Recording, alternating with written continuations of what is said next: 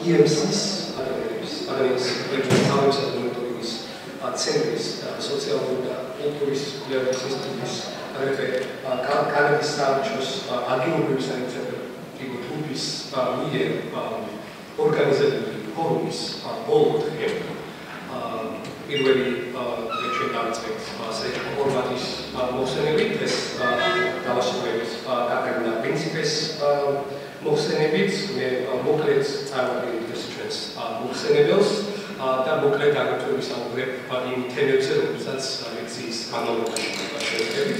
კატარინა პრინციპე გახლავთ პორტუგალიელი მემარცხენე აქტივისტი, რომელიც გახლავთ ჟურნალ ჩაგვრის მოძრაობები რედაქტორი, აგრეთვე ის გერმანული მემარცხენე პარტიის ლინკეს წევრი.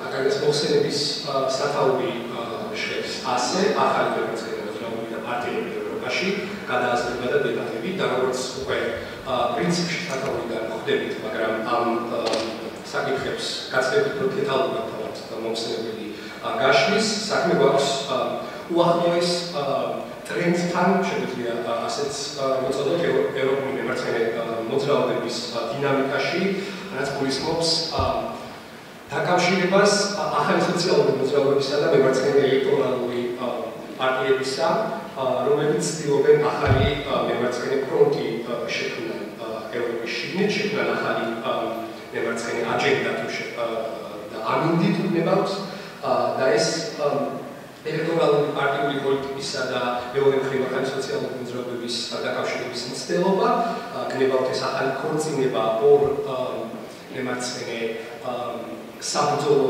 ველს შორის ახალ გამოწვევებს, ახალ საფრთხეებს, ახალ პერსპექტივებს საქმს, ხომ? ეს თუ რას ნიშნავს კონკრეტულად და რა საფრთხეებთან, პერსპექტივებთან თუ გამოწვევებთან გვაქვს საქმე, უშუალოდ ლექციის განმავლობაში ვისაუბრებთ, მაგრამ მე მინდა მოკლედ შევეხოთ ამ კუთხეებში შეგამზადოთ იმ საკითხში, რა იქნება ჩვენი მთავარი კითხვები, რომლებზეც მსჯელობას და ნაწილობრივ შესაძლებელია პასუხის გაცემას შევეცდებით. ეს არის კითხვები იმის შესახებ, თუ როგორ ვიფიქროთ ორგანიზაციაზე, დისციპლინაზე, მემარცხენე სტრატეგიაზე, რა გამოწვევებს, რა ახალ პერსპექტივებს ვისახავს და რამდენად რელევანტურია საერთოდ ამ კითხვებისა და საკითხების განხილვა. პრინციპში ამ ახალმა ქორწინებამ ხელახლა გამოაცოცხლა ის კლასიკური დებატები, რომლებიც მეორე და მესამე ინტერნაციონალის სოციალ-დემოკრატიის მოძრაობებში და მარქსისტულ ბანაკში მიდიოდა, სტრატეგიის, დისციპლინის, ორგანიზაციის, ერთი სიტყვით მემარცხენე პრაქსისის გარშემო შემოქმედებულ საკითხებს.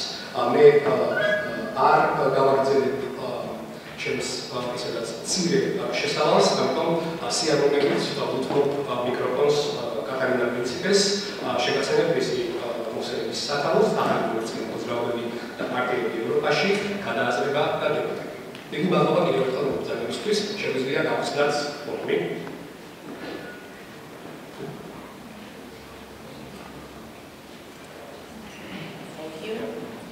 Is this on? No, now it's on, right? Okay, so hi. First of all, I want to thank you for being here. I want to thank the EMC for the invitation. And as it is my first time in Georgia, I am really looking forward for your feedback from the lecture that I'm going to give, and also for the discussion that I hope we can have here today. I just want to warn you, I am a little bit sick. I woke up with a fever today. I am full of pills. I took a lot of coffee and tea, so I think I'll make it through. But if I need to stop for a little bit to drink some water or something like this, so just that you are warned that I'm sick and this is the reason. So, I want to say that I'm going to try to be slow, so I also want to thank the translators for the very difficult job that it is to translate a lecture. But if in any case, if I am going too fast, and if the translators are having problems translating what I'm saying, please just make me a sign and stop me, and I will go slowly. So, what am I proposing to do here today? when the EMC approached me to give a lecture here and the challenges they made me for this lecture, I thought, oh my God, they're asking me to talk about everything.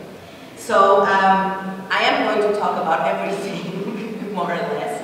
But I'm going to center my lecture on 3 points. The first one will be the strategic and theoretical discussion of the development of what I will call parties of a new type, or broad left parties in Western Europe. The second part will be an analysis of the groundwork and the communalities of the social movements that have been happening in Southern and Central Europe in the last 5 to 6 years. And the third part will be a sort of a strategical proposal for, that I think can be important for what I would call the revitalization of the labor movement today. So in sum, I will be arguing for a more integrated strategy for the left that tries to interconnect the sometimes separated spheres of the economical, the social, and the political. So, the opening of a new political space and the formation of parties of a new type.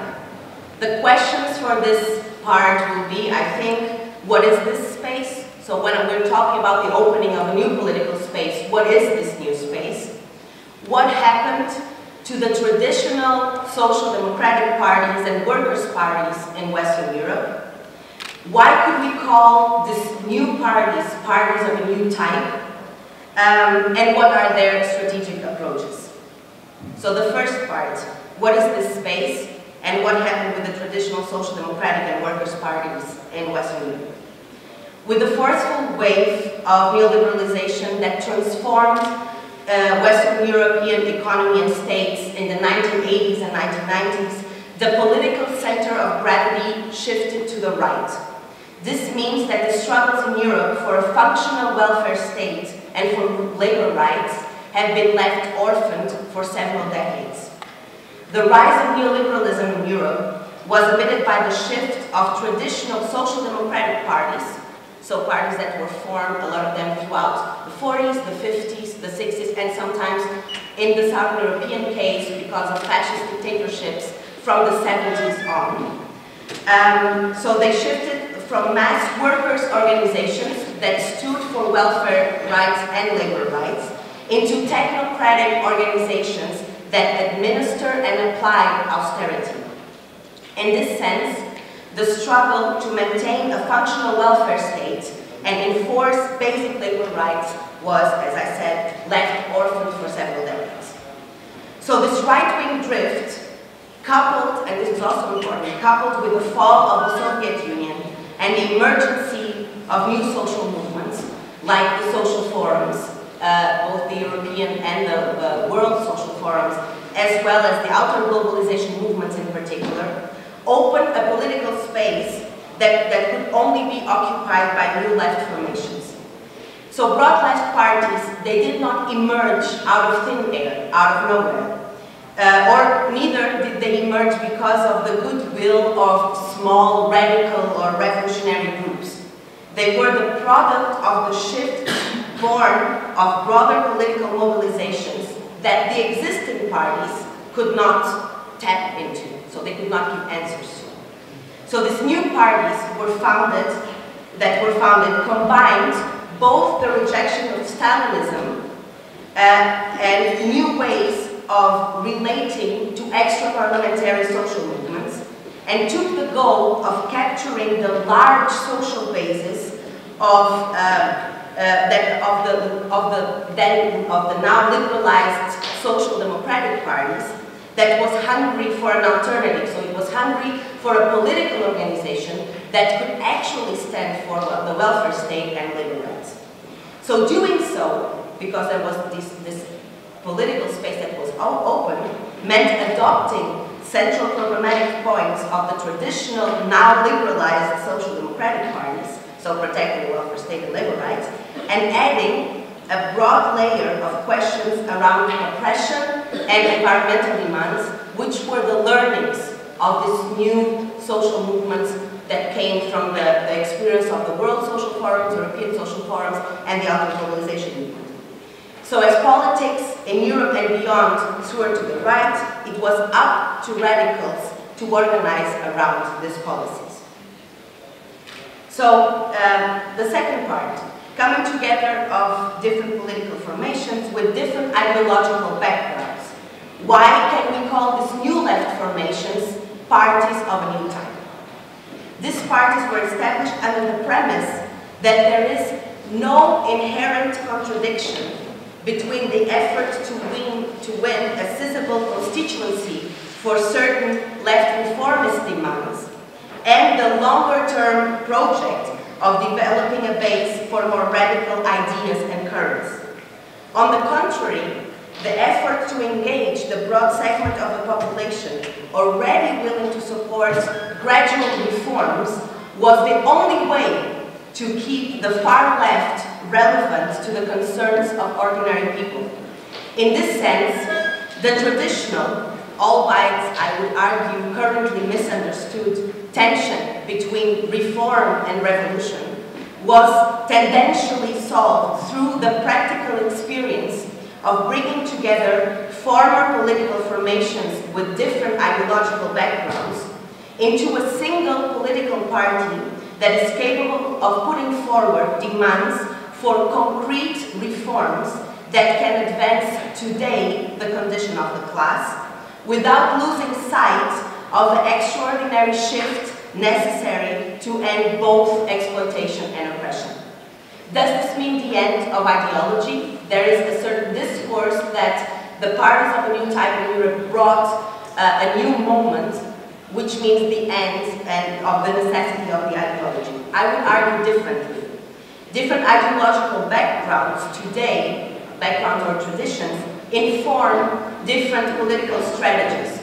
For example, a very important strategical debate that the parties in Western Europe are having today is the question of how do we deal with state power, both in Greece with the experience of Syriza, as now, for example, in Portugal, where the left bloc, the party that I'm also a member of, is giving its parliamentary support to a center-left government.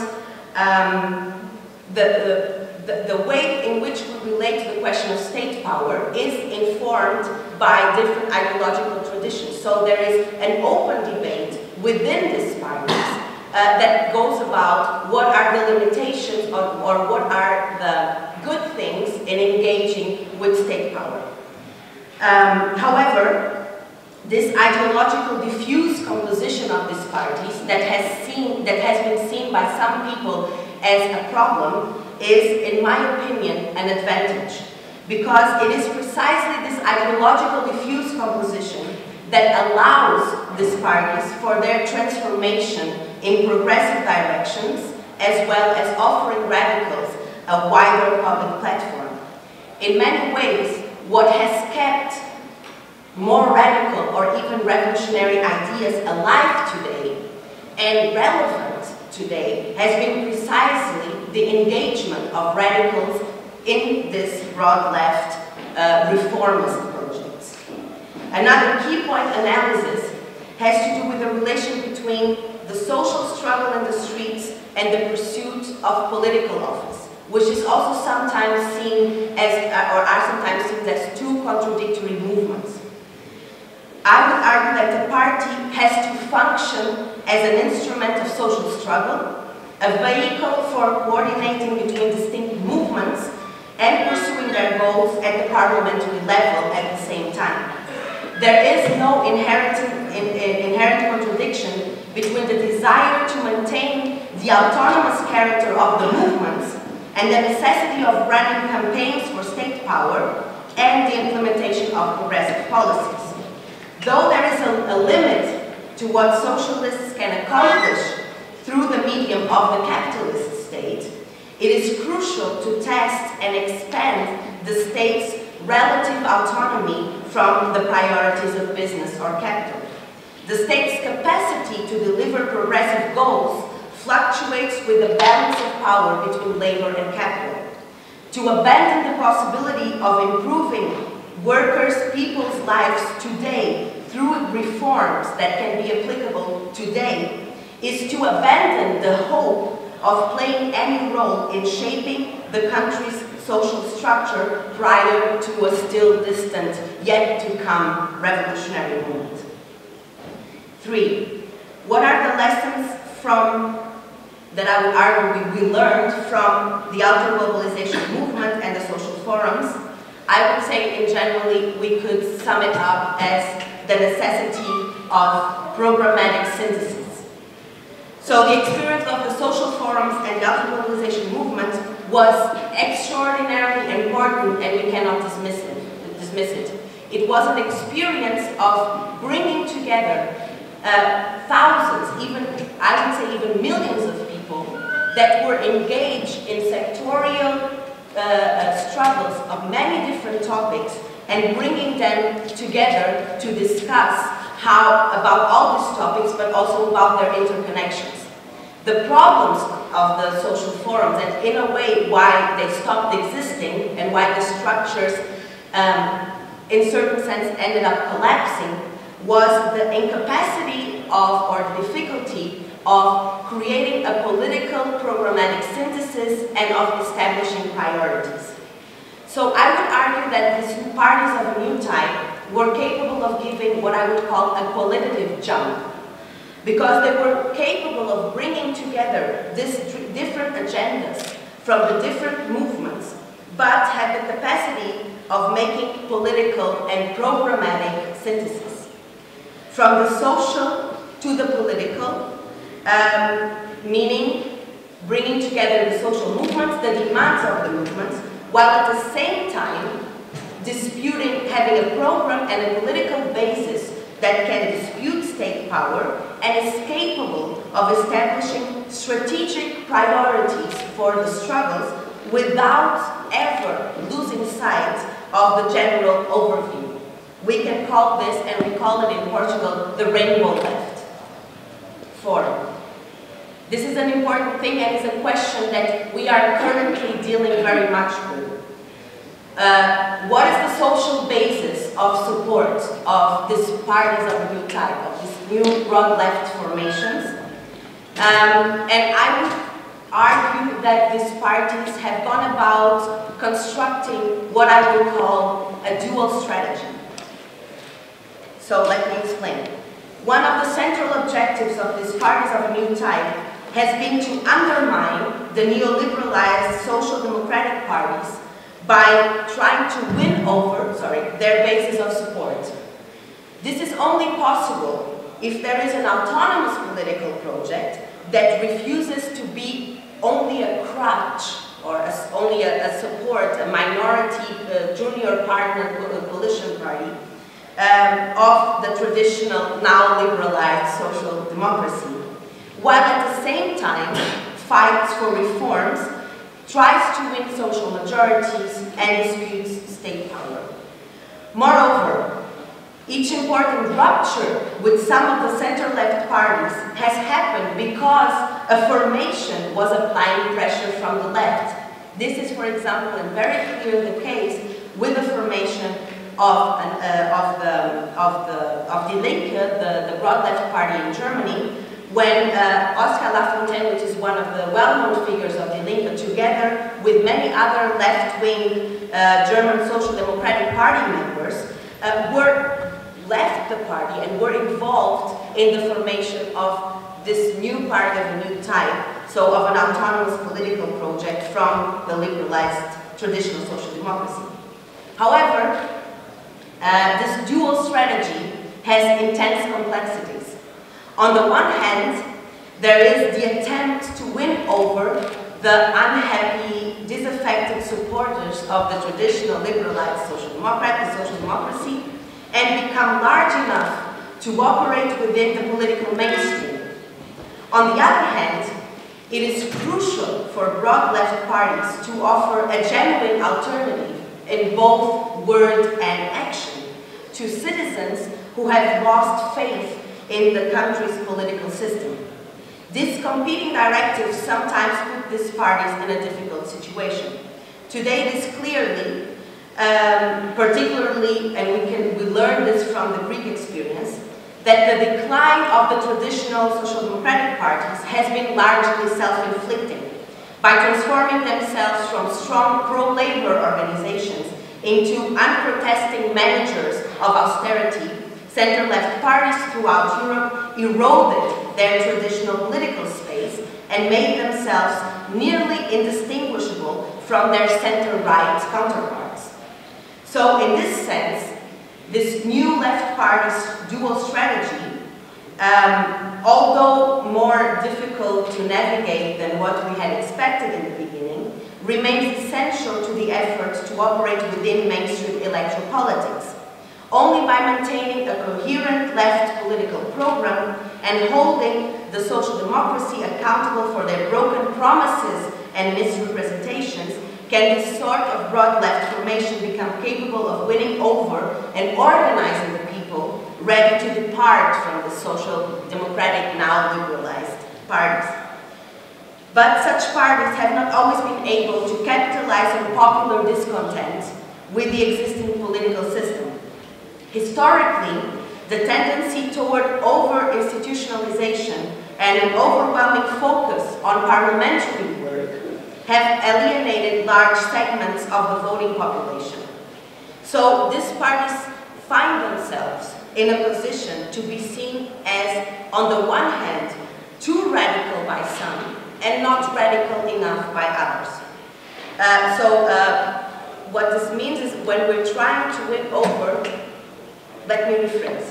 The basis of support of the traditional liberalized social democracy is a different grouping than the people who constitute the what I would call anti-capitalist milieu, so the people who are engaged in different social movements. They are different groups who expect different things from a party. The dual strategy is to try to win both of them.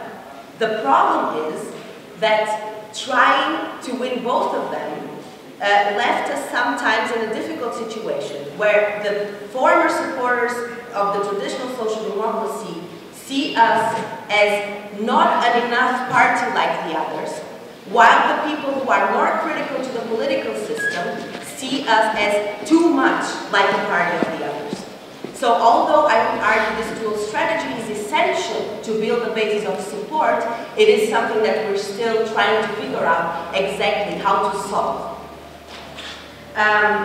So particularly since the beginning of the crisis, public trust in the country's democratic institutions, especially in Southern Europe, with the interventions of the Troika, the IMF, the Troika means the IMF, the European Central Bank and the European Commission.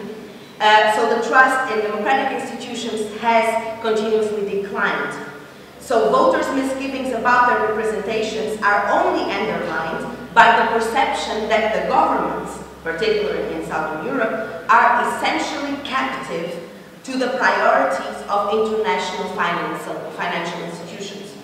In this situation, a purely or even primarily institutional answer is an even more problematic and limited one. So in this sense, broad left parties would need to use the immense capacity of their activists to build local branches capable of organizing broad campaigns to defend local institutions and public goods. At the same time, they need to be more present in the movements and strengthen solidarity networks to be able to, in practice, communicate that collective problems like unemployment, poverty, hunger, the lack of housing cannot be dealt with individually.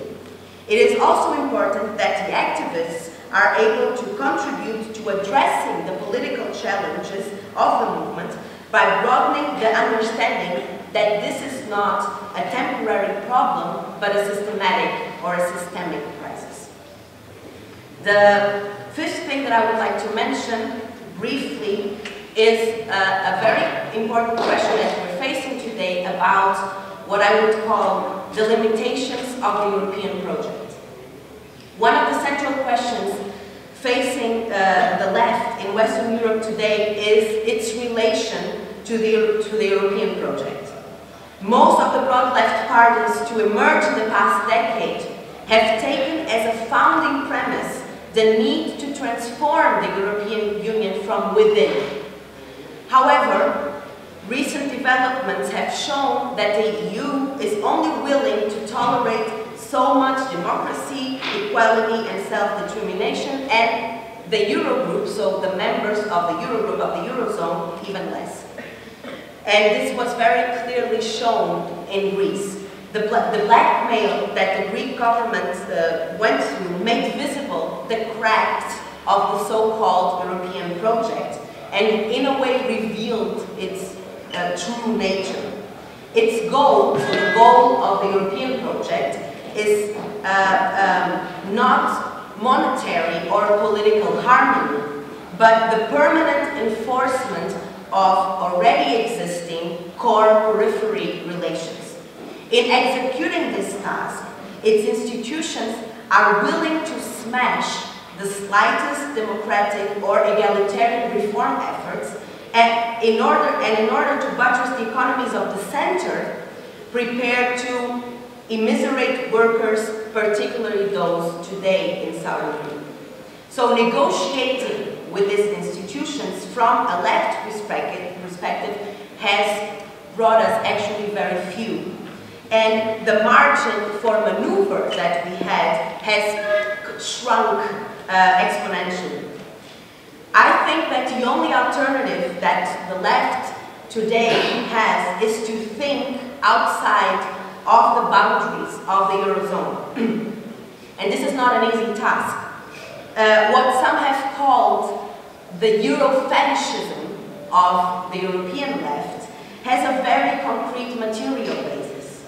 It is the result of 30 years of destruction of the periphery's productive sectors and their substitution by credit and loans from European funds. So this means that the peripheries, the peripheral economies, are overwhelmingly dependent on both the core economies and European funds.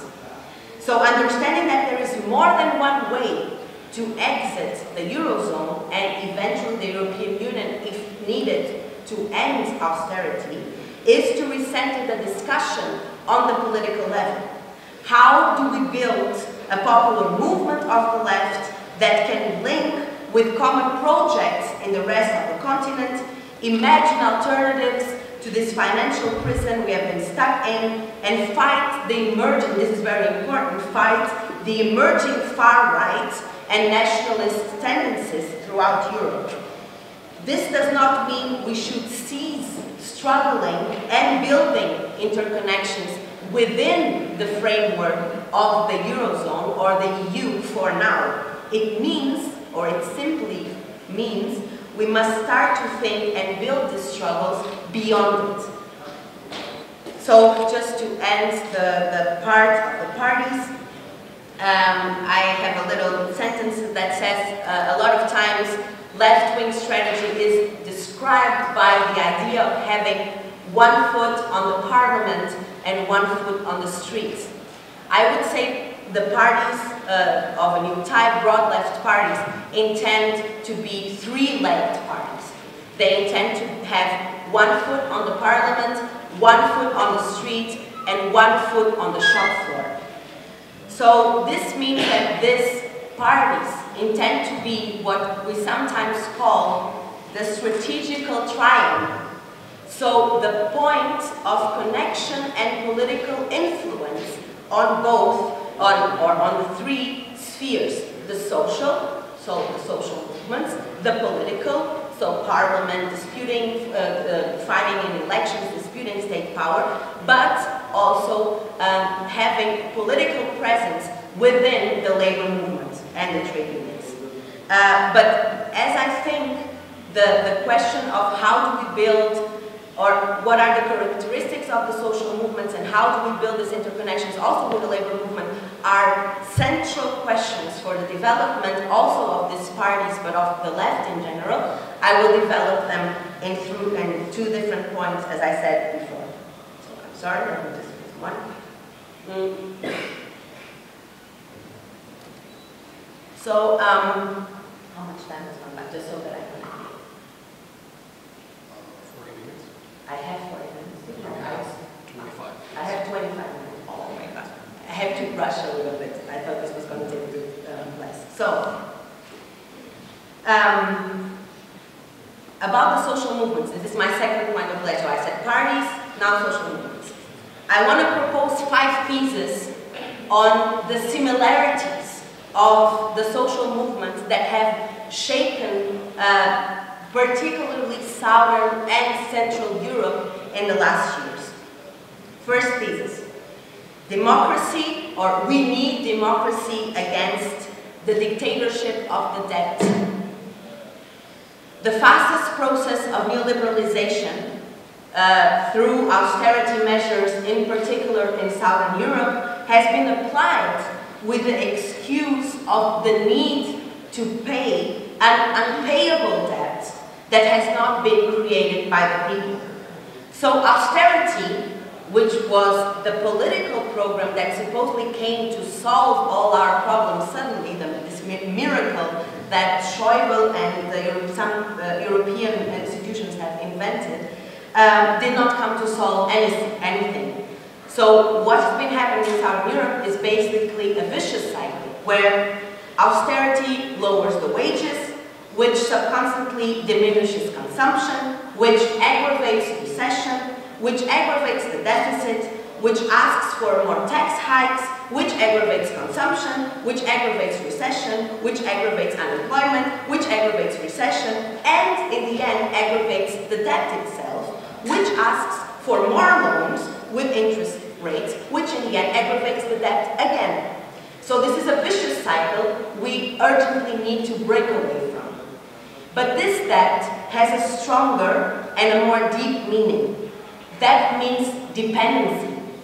And it's the dependency from the state to the banks and the financial institutions, but it's also the dependency of the people towards the banks. So the debt robs us of freedom, it captures us, and it condemns us for a whole life. This is what we call the dictatorship of the debt. So if austerity did not come to solve anything, and on the contrary, it deepens the problem, why is it applied? And I want to say, we should make no mistakes here. Austerity is a political program to alter profoundly the relation of forces between the classes, so between labor and capital.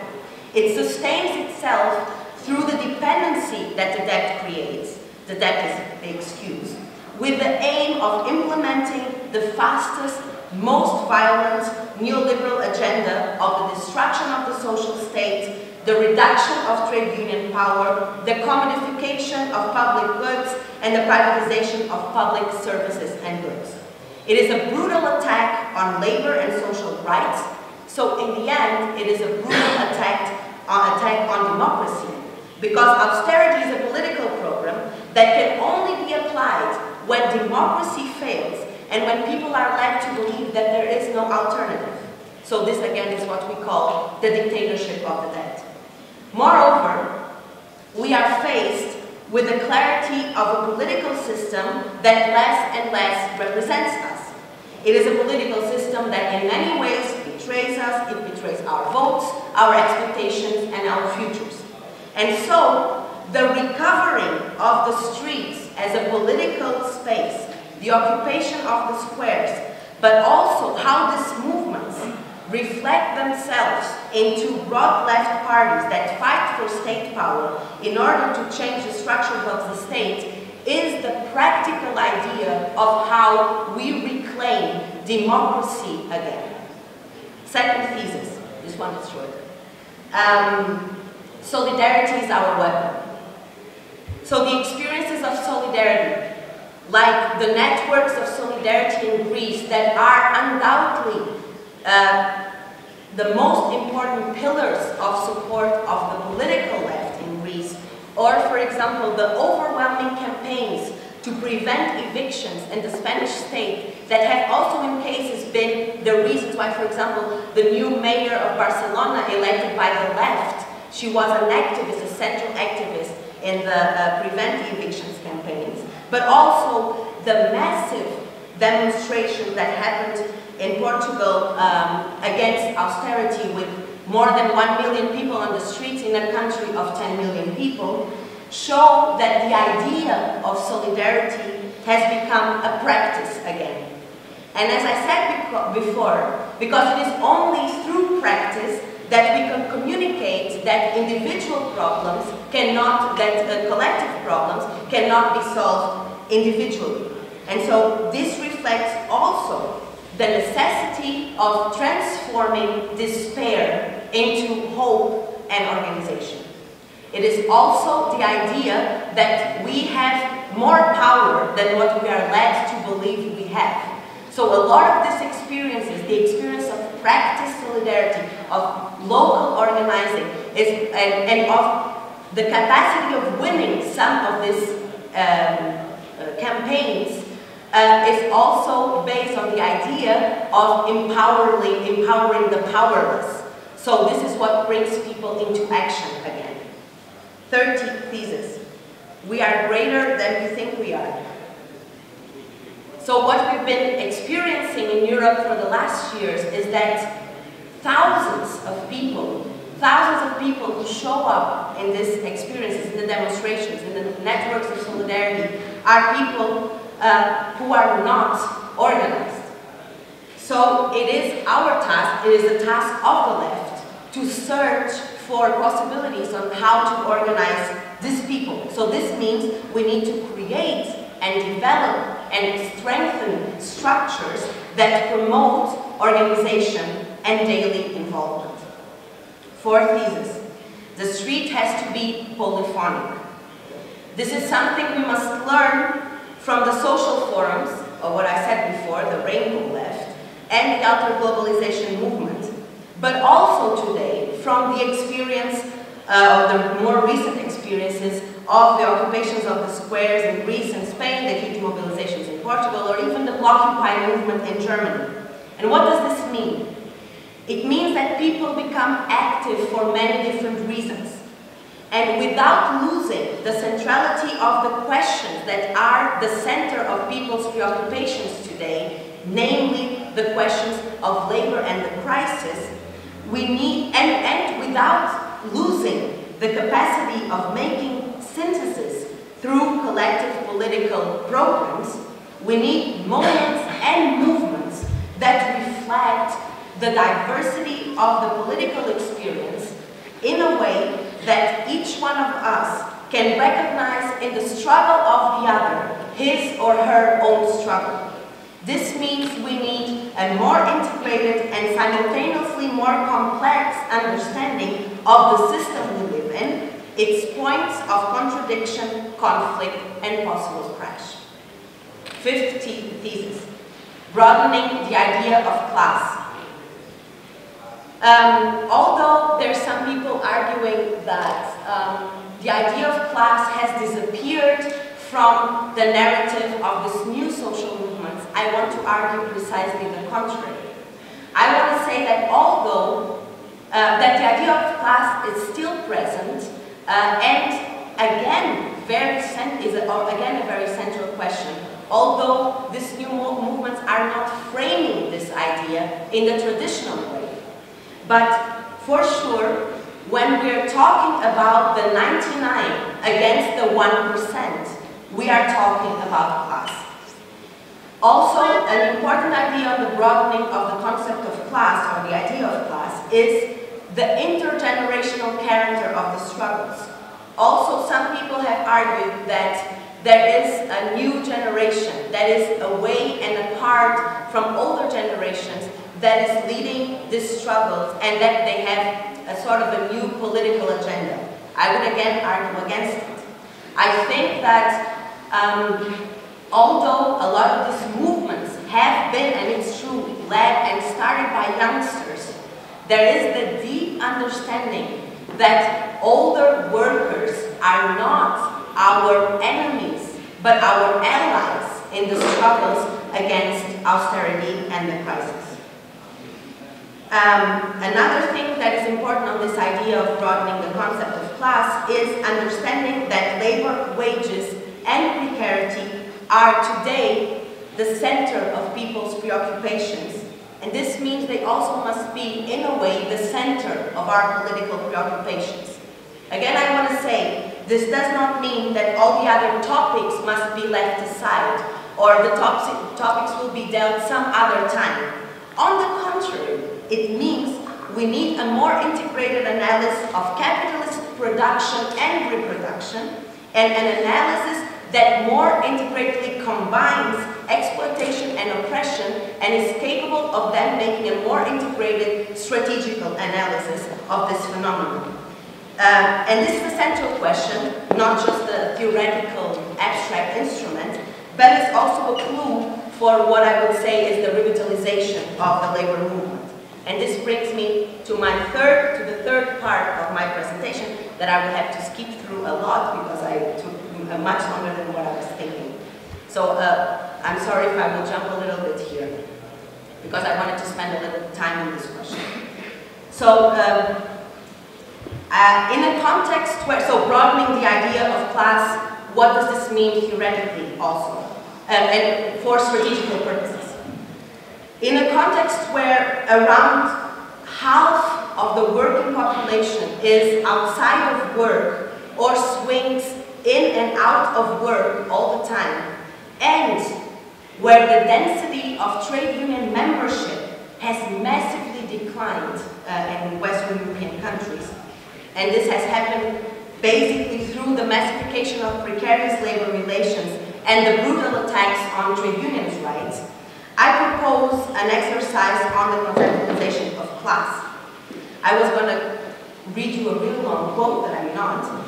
So basically, what I'm, sorry. But basically I will summarize it like this. We need to conceptualize class as a broader subject. So class and class struggle should not be determined as only as the people that find themselves within a wage labor relation at a precise moment, but as everyone who is in and out, before and after, directly or indirectly, but overall dependent on wage labor. And if we think class like this, we can strategically rethink the conceptualization of class struggle from an exclusively economic struggle at the point of production to a broader political understanding of class struggle. So class struggle is not only what happens at the workplace, but any struggle that advances in terms of self-determination the condition of the class, that gives us and creates spaces of self-determination that are a little bit more free from capitalist structures of domination. I think the left, why do I think this is important? I think the left has over and over conceptualized class struggle almost exclusively as the economic struggle at the point of production. However, there's a reason for this, is because at the point of production, the relation between capital and labor is at its most strength, and where it is easier to win for labor, again, to win some demands for labor against capital. However, this should be seen as a strategical approach and not as a baseline theoretical conceptualization. So this is why I think we need to broaden the idea of class struggle by integrating more political and social concepts into it. I was going to tell you a story about a particular struggle in Portugal that I'm not, and I'm going to jump to more conceptual frameworks, because I think the story was to kind of highlight this conceptual framework, so I'm going to jump to it. But just a little short thing, in Portugal we have had one of the most important movements of the last years has been the anti-precarity movement. And the anti-precarity movement has laid the groundwork of all the other broader movement organization and movement experiences that have fought against austerity and the crisis.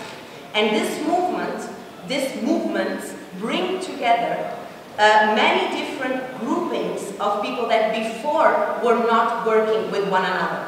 So So the anti-precarity movement joins together not only the newly created anti-precarity organizations as the anti-racist movement, the LGBT queer movement, the feminist movement, the movement against evictions, and so on and so forth. So this is a broad layer of different movements that came together.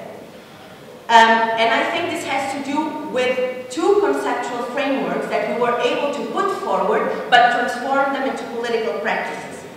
So the first one is, after all, what is precarity? This is also a big discussion.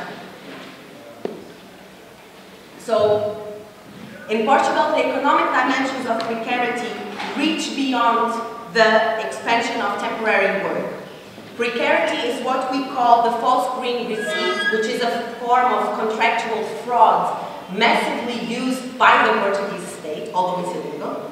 It's the preponderance of subcontracting companies who act as intermediaries in the labor contract, keeping around half of the workers' wage for themselves. It is the reality of informal work. Amongst the population of Portuguese people who are eligible to work, around 50%, now it's even more, move between different forms of precarity, underemployment, and unemployment. So precarity is on the rise across all sectors, and it affects workers of all age groups. At its root, precarity represents a massive transformation of social relations that seeks to ensure corporate profitability through the disciplinary effects of unemployment. Another fundamental problem is the obstacle precarity poses to collective organization. For all of these reasons, the Portuguese movement does not understand the growth of precarity and the people who fight against it as the emergence of a new class that stands in opposition to the traditional working class. And here, if any one of you is more or less acquainted with this, in disagreement with Guy Standing's definitions of the precariat as a new dangerous class. Instead, precarity should be understood as the deterioration of working conditions for all workers, accomplished through the rollback or destruction of the historic gains of the labor movement. This means the loss of the 8-hour working day, the right to leisure, the freedom of association and expression, the right to protection in sickness and unemployment, the right to paid holidays, the right to contracts with rights and guarantees, the right to collective bargaining and contracting, the construction of the welfare state that grants access to health and education to us all. Seen in this light, it becomes clear that precarity transforms the conditions of the working class rather than creating a new class. Precarity affects us all, and the deterioration of the labor relation comes hand in hand, and this is very important to understand the relation between production and reproduction today. It comes hand in hand with the neoliberalization and commodification of the welfare state. This is an important baseline for what the movement in Portugal defined as precarity in life. So what is precarity in life? And this is the second conceptual framework. So the understanding of the anti-precarity organization about the meaning of precarity in life is the capacity to discuss and understand precarity as more than just a set of flexible and uncertain working conditions, but how it is connected to transformations in how life is organized and experienced. I wanted to do a long thing, which I can't explain more clearly, about how do we analyze these questions from a more gendered perspective. So I'll try to cut a little bit and focus on the points I want to make about this topic. So as stated above, precarity needs also to be understood in relation to the growing lack of state support and intervention in the cases of unemployment, sickness, pregnancy, and so on. But the recommodification of the state services affects the question of social reproduction in a very particular and deep way, because it has to do with hospitals, it has to do with schools, kindergartens, nursing homes, elders' homes, and how also domestic labor is organized. And this recommodification of the state intervention, together with the precarization of labor relations, affects workers and affects different social groups in society in different ways. So precarity affects women in a particular way, it affects migrants in a particular way, it affects LGBT queer people in a particular way. So this is the way we understand the idea and the conceptualization of precarity in life, that precarious working relations affect different groups, and that these experiences must be brought to the labor movement itself in order to give answers, not only organizational but political answers, to the concrete lived experiences of these different social groups. So the recommodification of the state intervention, together with precarization of labor relations, affects workers of different groups in a particular way. So they affect them both on the sphere of labor as on the sphere of life, and they are interconnected. So, for example, precarity and lower wages make it impossible for workers to either do unpaid domestic labor, so the flexibilization of the working time, the increased amounts of labor time, or to pay for privatized domestic labor services. The solution for this dilemma happening in Western capitalist states is not yet solved, and the solutions for it are not yet clear. It can be that this dilemma pushes forward a stronger worker struggle against precarity for better wages and more social struggle, and more, social state. But what can be observed until now, especially in places where austerity is destroying all labor rights in the social state at the speed of life, and in Central Western European countries, is that precarity and the commodification of the social state has thrown into poverty and unemployment thousands of women and migrants whose labor is not immediately necessary. At the same time, we can observe a new flux of low-paid female migrant labor force, for example, who come to the countries of destination to do precisely the reproductive work or the reproductive labor that the, with many commas, national workers are not able to do due to the precarization of their labor relation, and at the same time, the precarization of the welfare state. This reality has also, for example, in Germany, shifted very clearly the targets of racism. So, for example, from the Islamophobia or anti-Muslim racism, their targets have shifted in German society through the narrative of after the 9/11, for example, the big target, the way it was shown was the bearded man with a knife. And today, the target of racism, the pictures, the way we frame it and see it, are the women wearing the hijab. And the reason is because there's a new flux of the migrant labor force that is coming to Germany exactly to do this reproductive labor.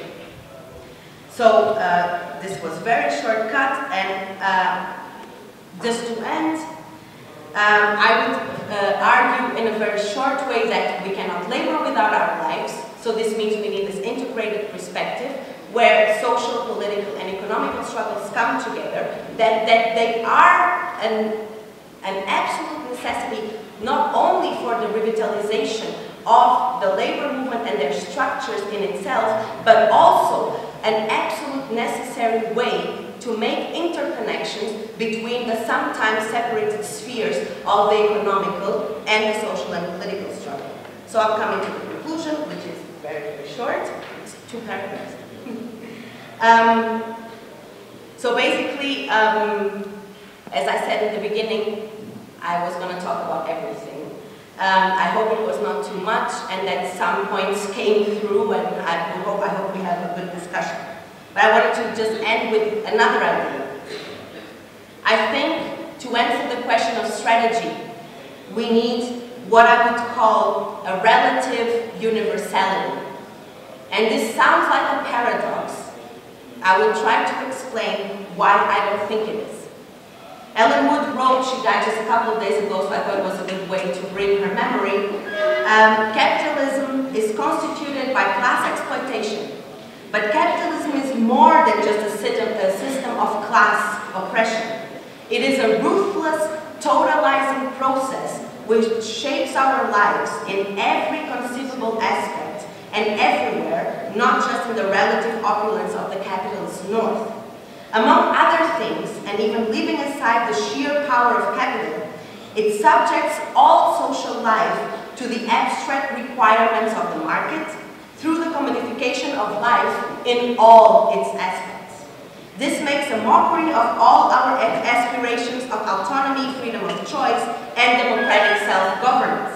For socialists, it is morally and politically unacceptable to advance a conceptual framework which makes the system invisible or reduces it to one of many fragmented realities just at the time when the system is more pervasive and more global than ever. End quote.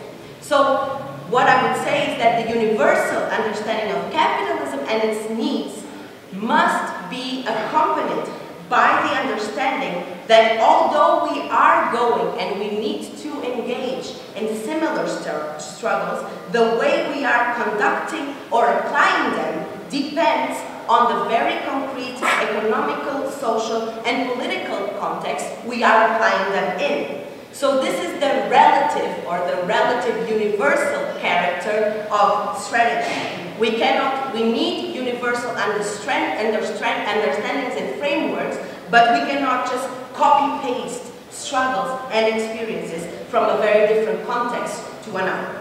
So I think this is the task of the people of the left today, to deeply know their context in the first hand, its contradictions, and the possibilities of cracks in which we can build conflict without ever losing sense of the universality of the system as a whole. I'm sorry that I took a little bit too much time, and thank you very much for your attention.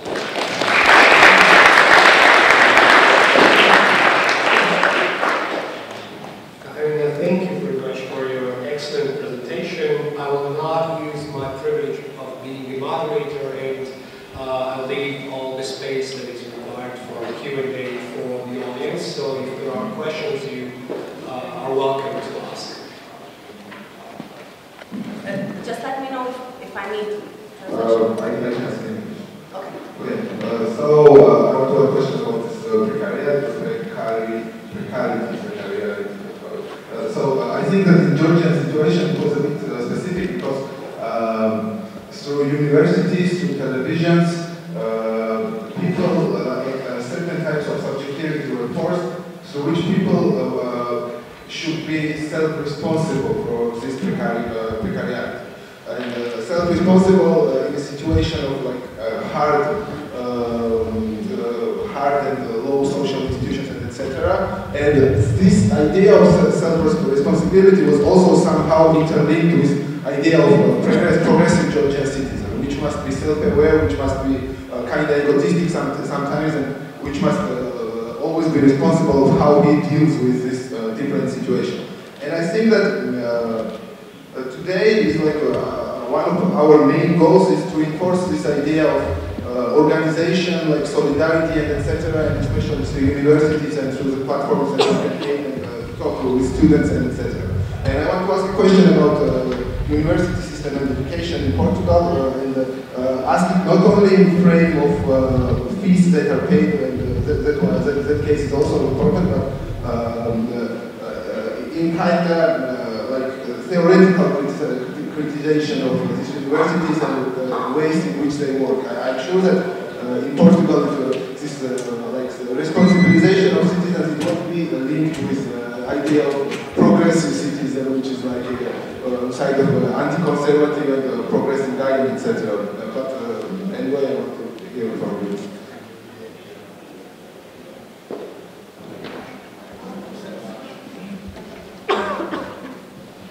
Hello.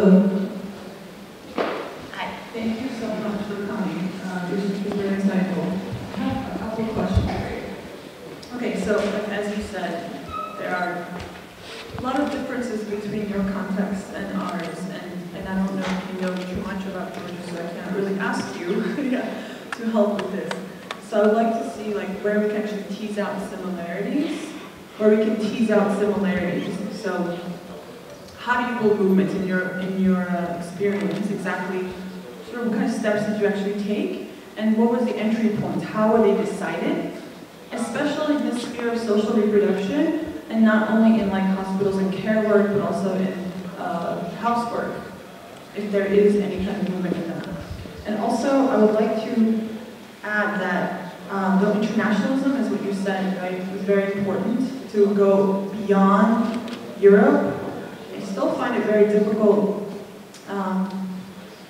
to actually, I don't really see concrete steps taken by leftist parties in Europe to actually reach out to us, or to really the post-Soviet space in general. I feel like generally they're still politically strategic who they reach out to, much more than it's actually about building solidarity across nations. So I guess like I would like to hear, are there any real steps and how it's decided and how to actually outreach to other international movements, or even lack their movements, because I actually think it would be probably smarter to help start movements in other countries if there are none. And I understand there are also resources that maybe political parties do not have, and taking that into consideration, I would like for you to address the internationalism a little bit more, and also how to build movements and social reproduction. Thank you so much.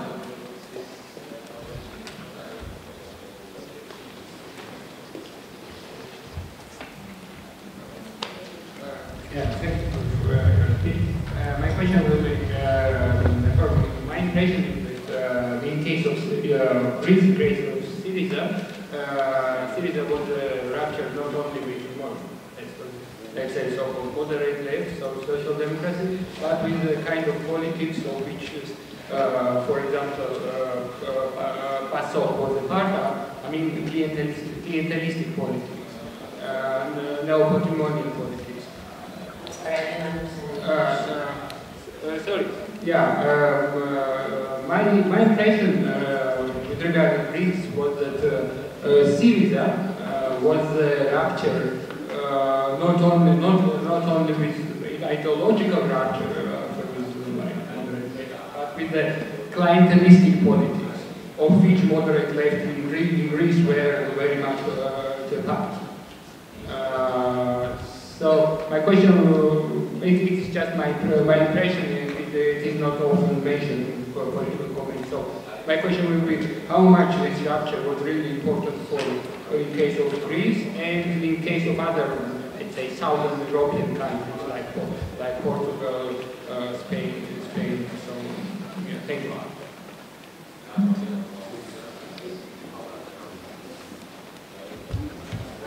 Okay, I'll try to give short answers. I would say that, I'm sorry, you didn't say your names, and I also maybe could memorize them, but you asked about, you were wondering about teasing out similarities. So I would propose that you also discuss among you, that you don't only ask questions to me. I mean, if there's some people who want to say something about the Georgian context and engage in the discussion, I think that's exactly what these types of forums are also for. But so just to come back to the questions that were asked, they are long.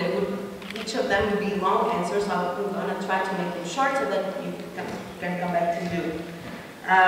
Just a small comment on the question of precarity. This trend of individualization and self-responsibility is a trend, is an intrinsic characteristic of neoliberalism. So it has happened all over. That was very interesting when we started the anti-precarity movement, and we were, for example, on the streets giving out leaflets. The answer we would get from people many times would be, oh, but yes, I work in a call center, but this is just my experience. Or I am a nurse, but this is my experience. It's either my failure or my success. Even in the trade unions, and this was also the need this was also the reason why we needed to build a movement that could dispute the trade unions also from outside, since we didn't actually have space from within, that's another question, was the fact that the trade unions themselves were in ways scapegoating younger workers. So a lot of older trade union members were saying it's the fault of the young workers who are accepting this, as if they had any other choice. They didn't. But so there was, from the side of the trade unions also a difficulty to integrate this new massified labor relation into their own perception of the changes in the labor market, but also in the question of how do we build collectively and how do we build the collective strategy. This was just a comment. About higher education. Higher education in Portugal is a very specific thing, as a lot of the structures of the social state are.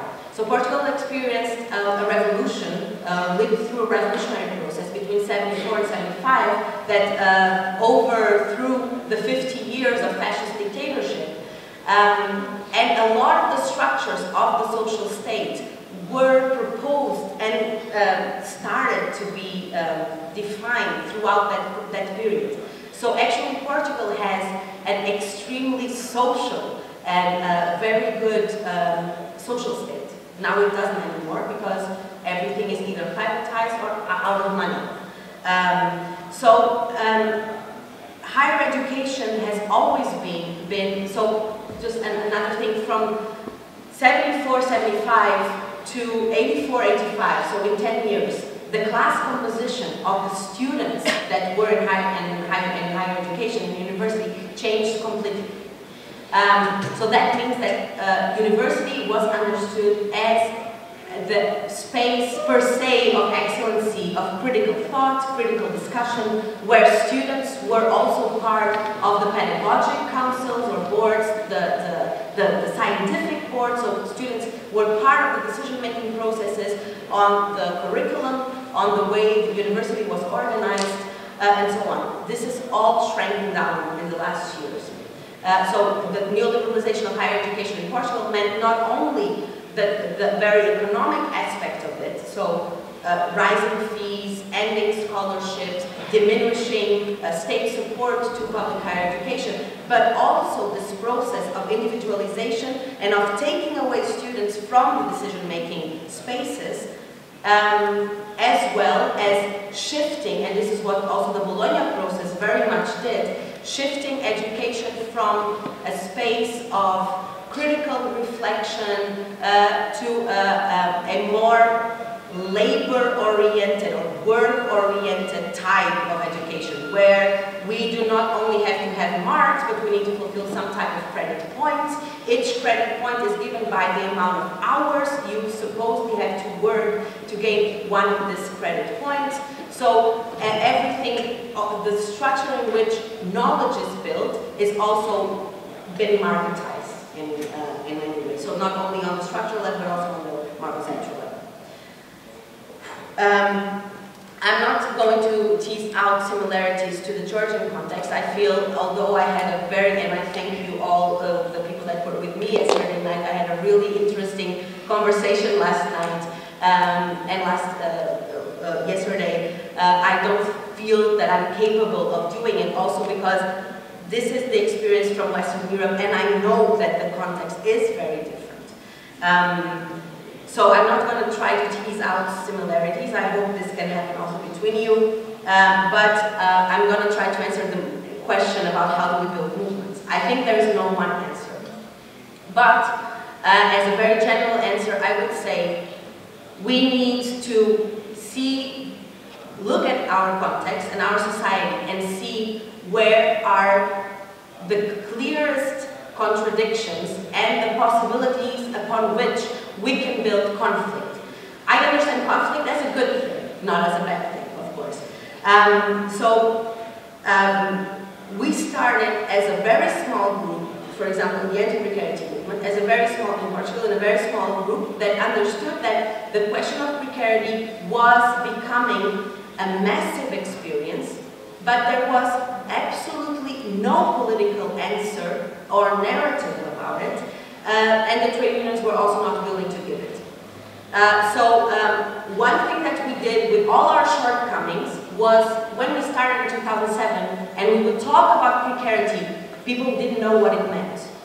So we would give out flyers, or we became an interesting experience of how social media picked us up in a way, and we went a lot of times to television and newspapers, gave interviews and so on. We would talk about precarity, people would tell us, don't use that word because no one understands.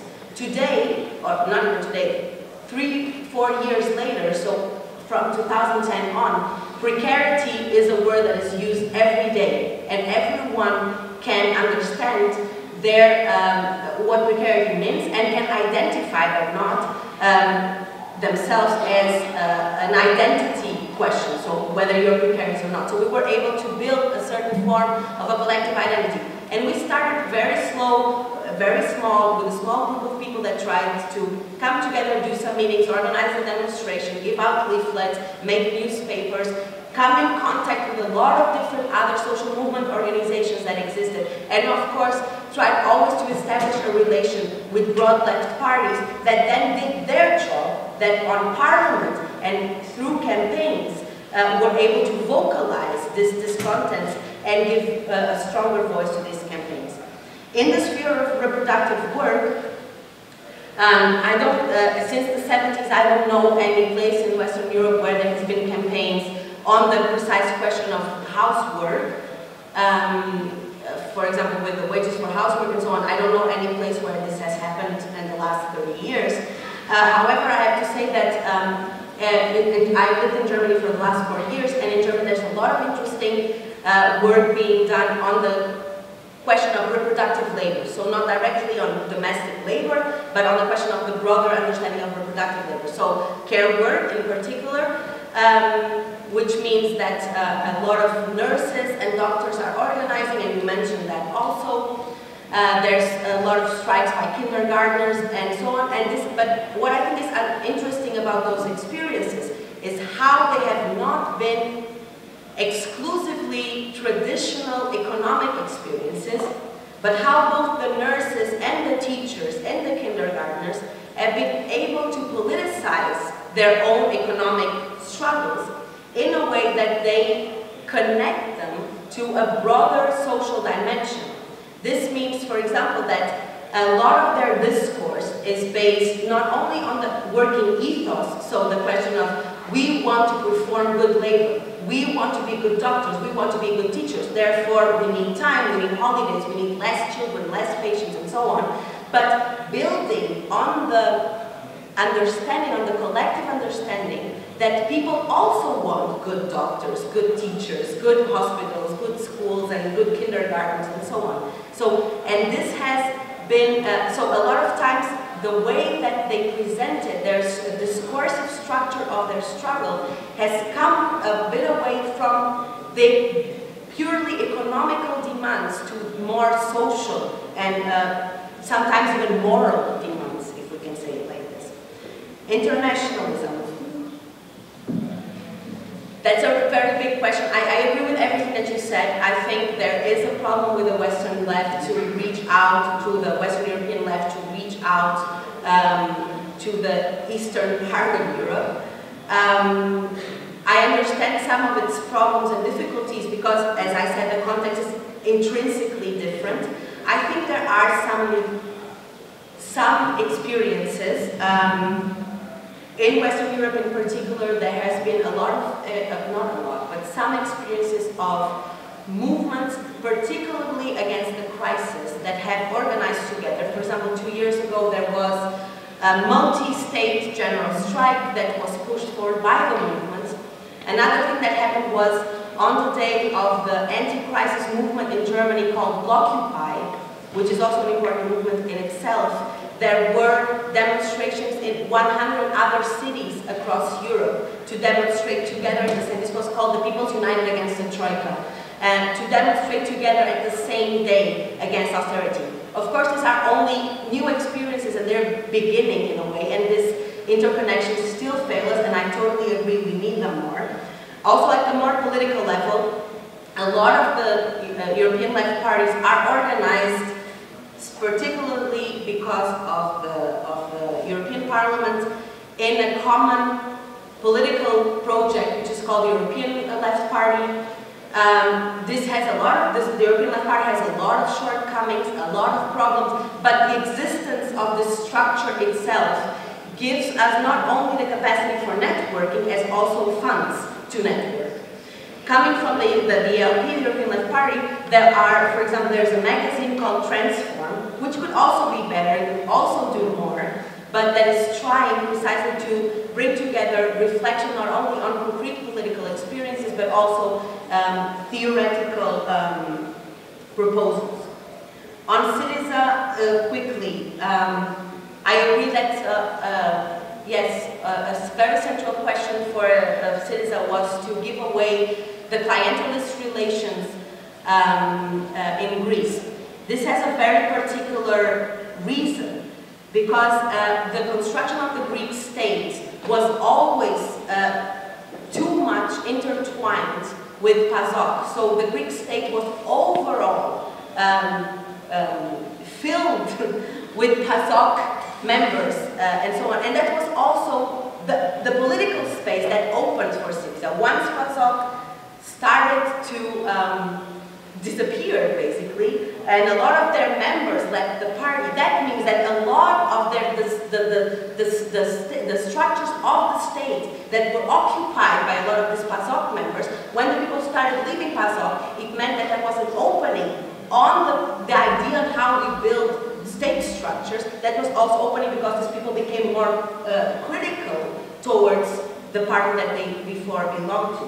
This also makes the task of Syriza, with all its problems, and I am very critical to the place where Syriza finds itself today, but this is also something, it's also in a way an opening of the political space that is not the same in Portugal and in Spain, because the interconnection between the building of state structures and one particular party does not exist in the same way. So, okay, if there are any more questions, please ask.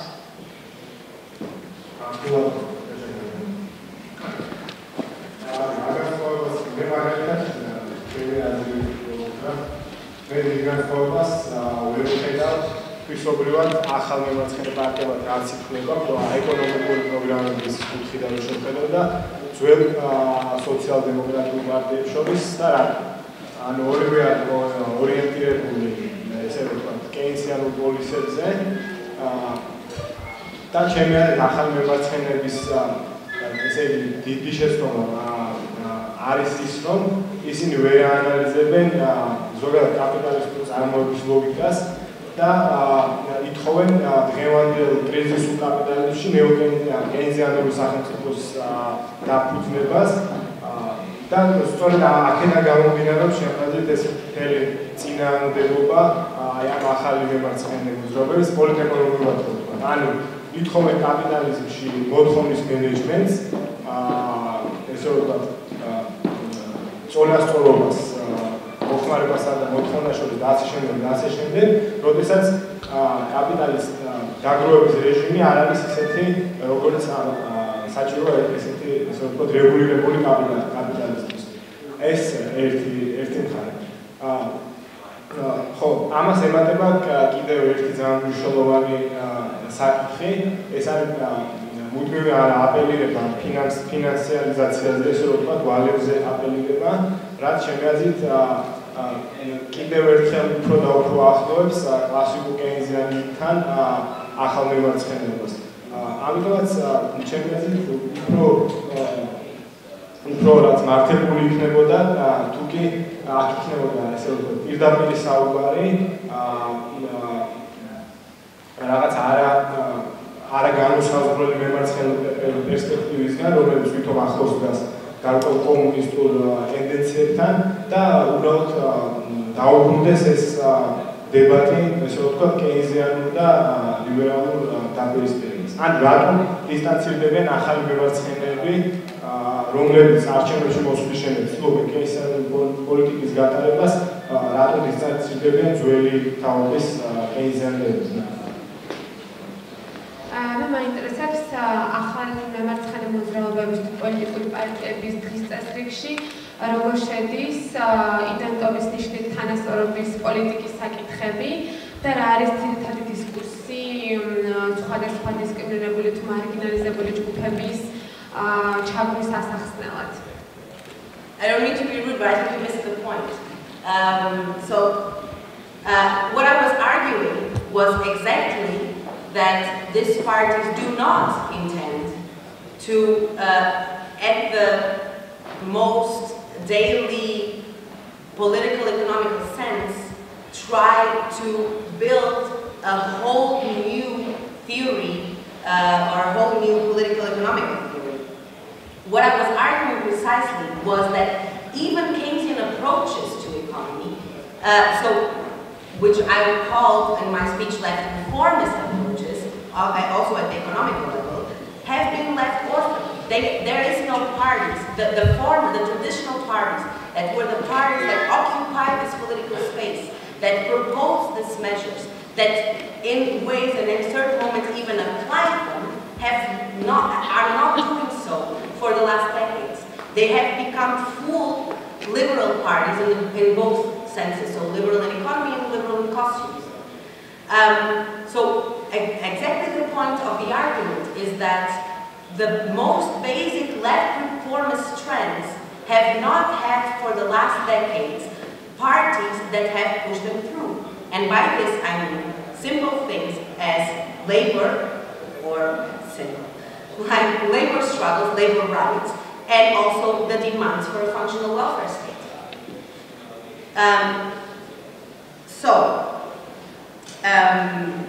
They are in ways quite similar, or their economical agendas are in ways quite similar to traditional social democratic parties if we look at their programs from the 70s, but not if we look at their political programs and their economical programs from today. So they are quite similar if we compare them to their programs in the 70s, but today they have completely turned into the liberal way. So the only space that was available to be occupied by new left formations was precisely the center-left space. However, why are these parties different? So just for instance, the question of the debt. I don't know if I understood exactly what you said from the question of about the question of the debt. There are two very different proposals on the question of the debt from the former. Yeah. Okay.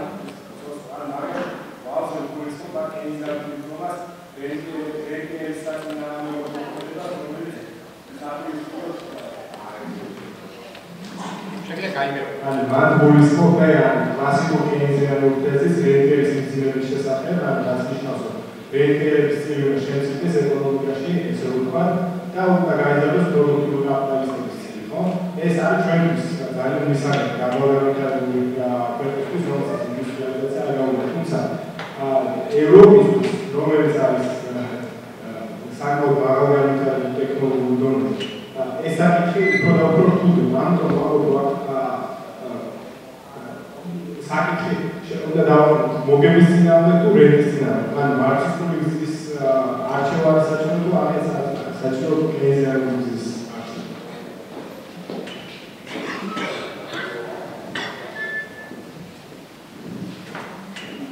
That's exactly the point of what I was saying. Personally, politically, yes, we should select the Marxist way. The question is, what does that mean today? How do we put that in practice today? I think that if we build up political parties that do not struggle for very concrete reforms, that do not think today how production is organized and how we can today, within the capitalist framework of today, we can fight for balance, for altering the balance of forces between labor and capital, in favor of labor, of course, and not in favor of capital.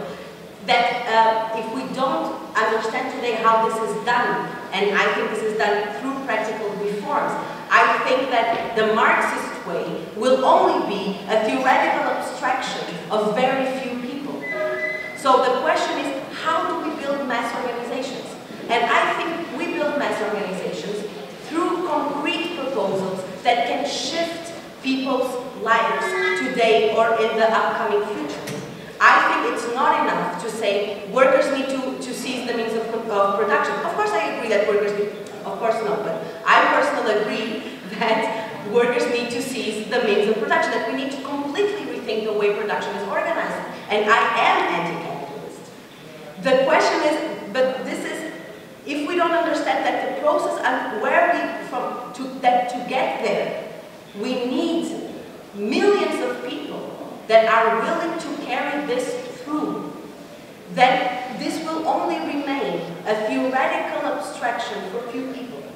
And I think, and there, if you want, I am very Gramscian on the way of understanding how class consciousness is created. Class consciousness is created, so even Marx's idea between the class in itself and the class for itself, how we build that class consciousness in the sense of we being aware of what our class circumstance is, only happens through practical experience.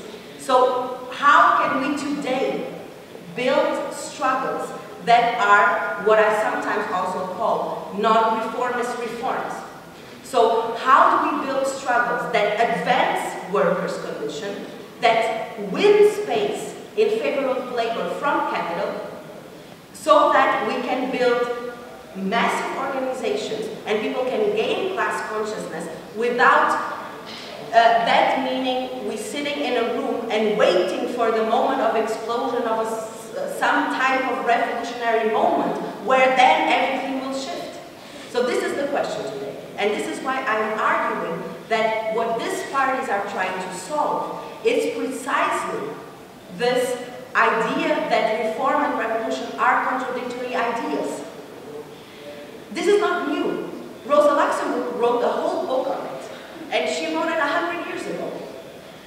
But the question is, how exactly does that, how exactly do we put it in practice today? And I think that broad left parties, through their political agendas, but also through their economical agendas, meaning we need less working hours, meaning we need a better minimum wage, we need to raise the wages, we need to raise the pensions, we need, these are nothing of these are revolutionary demands, they are reformist demands.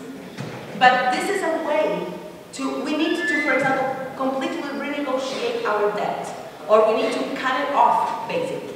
We need to have a completely different relation to the financial institutions. We need democratic structures that control the market today. We need to tax the rich. We need to use that money to build social. Nothing of this is revolutionary. It's reformist. The question is, do people engage in these struggles? Yes. Do these struggles shift the condition of the class or improve the condition of the class? Yes. Sorry. Sorry, can I didn't hear you. I'm saying that this kind of mode of accumulation, this kind of mode of financialization is necessary for variable capital. It's necessary for variable capital to work. And it's idealism, I don't know if it's right, but it's idealism to base your program on control, to control finance system and to make it more democratic. It's kind of old counter-revolutionary predominance seems to create kind of free credits and this kind of utopias. And I'm saying that this new left is very close with this kind of idealism. I agree that capitalism can only be so much controlled in order to function the way it does.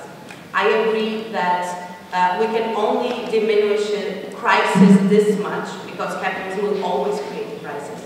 I agree that in order to completely shift the way the structures of oppression, we need to completely shift the basis in which society is organized. However, that is precisely the question of strategy.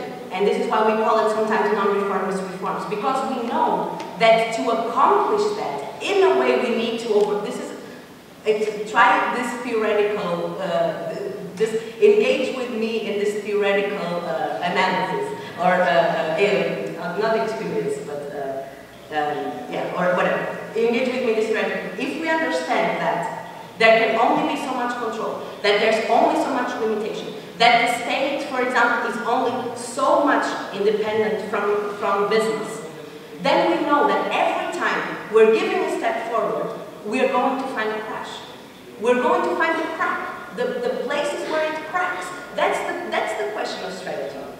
It's to find within the system, it's not to keep the system. We don't want to save capitalism from itself. We want to build struggles that, in the end, when you have a better wage, and then you cannot reduce more the rate of unemployment, then you get workers asking, but why can't we not all be full employed? Because capitalism does not allow full employment. So if capitalism does not allow full employment, because capitalism always needs a reserve army of workers, and the doctrinary, the coercive scapegoating of unemployment in order to function, then that is what brings people to that conclusion. So how do we think politics from down to up instead of up to down? Instead of only coming with the answers, how do we build collective experiences that force people in their struggles to face the cracks and understand the limitations of the system and the society we live in? And I think this is the project of these parties. And this is why I'm saying that there's no exact contradiction between reform and revolution. And that is why I'm saying that left reformist parties that are composed also by radicals and revolutionaries and a lot of Marxists understand that we build reforms and struggles for reforms not as an end in itself, but as an instrument to make the cracks clear. So this is exactly what I was arguing. This is exactly what I think are the basis of these parties. Okay, now that we solved this question, I hope, or at least propose something. Identity. I forgot your question now with all of this, I'm sorry. Can you tell me again? I'm sorry.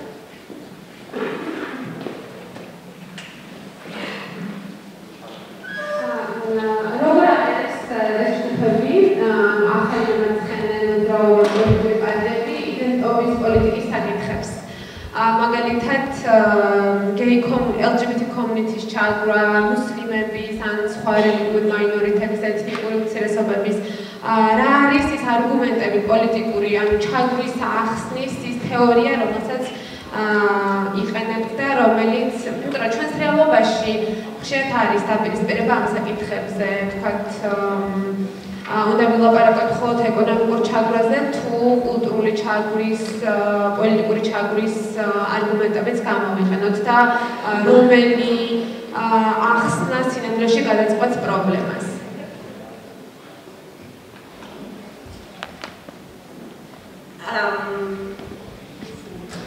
That's a big question, and I think that has been also, in many ways,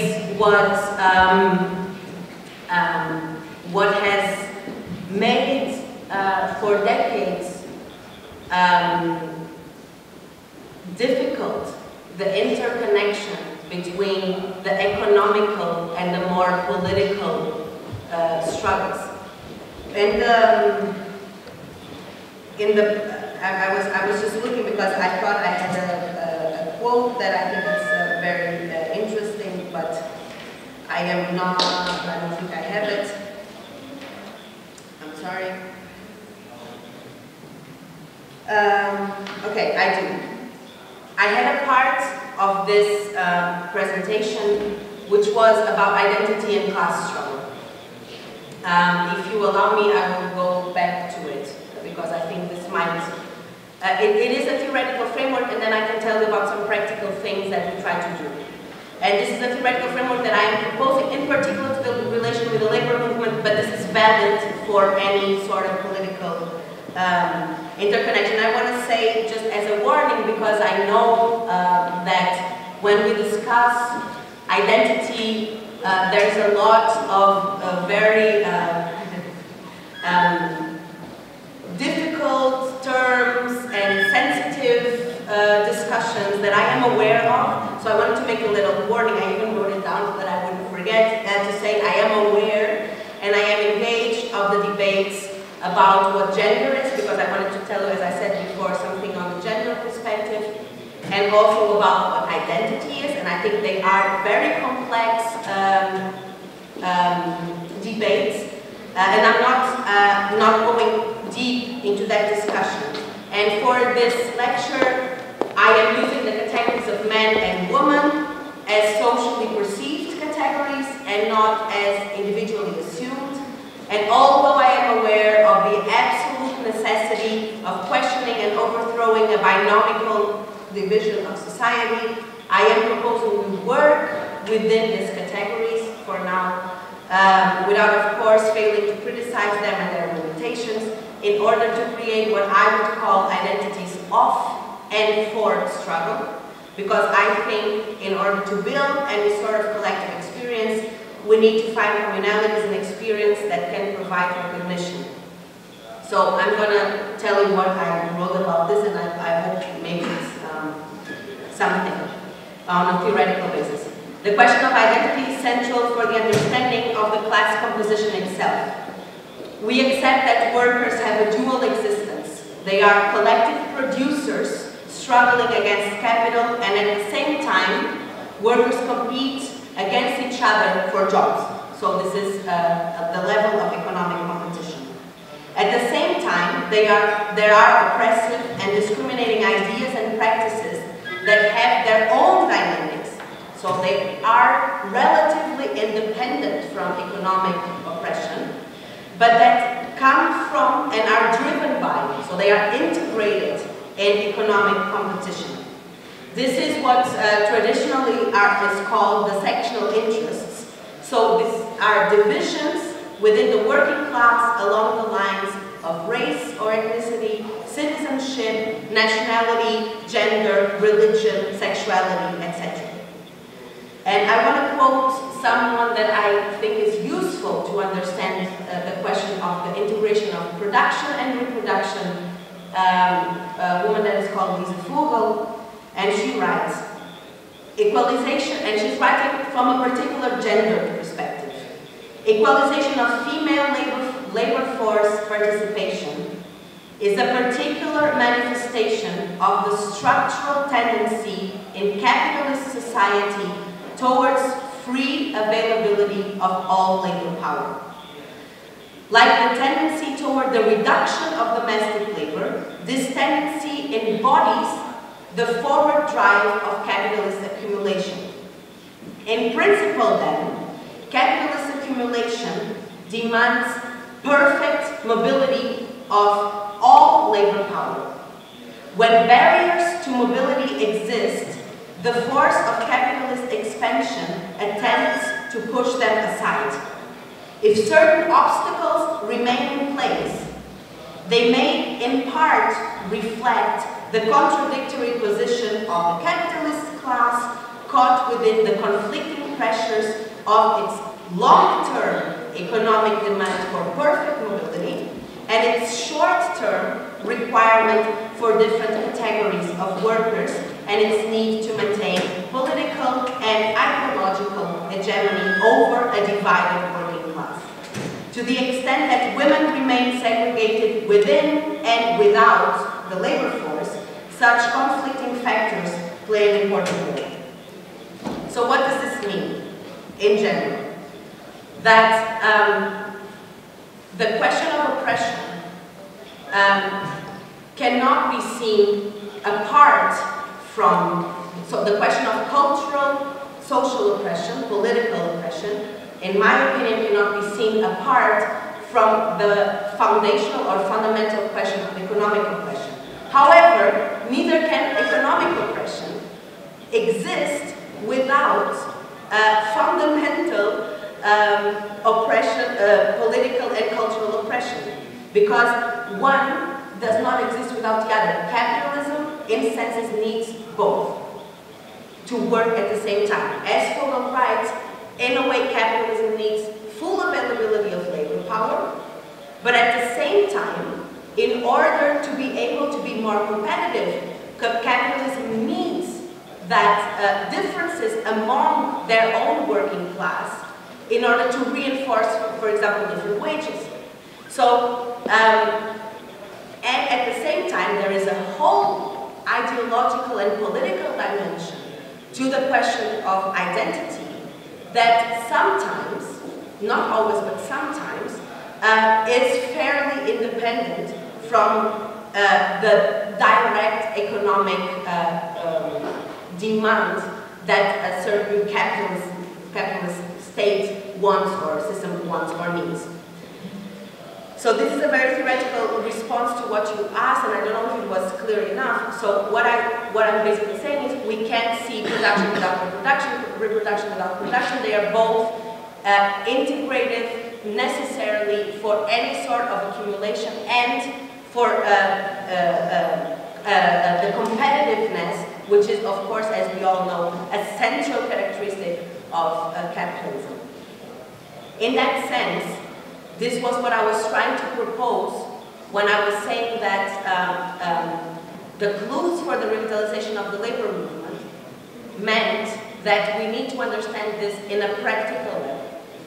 This means that we need to understand that that different social groups that are divided against these lines of race, of sexuality, of gender, of citizenship, of nationality, of ethnicity, that they experience the world in a different way.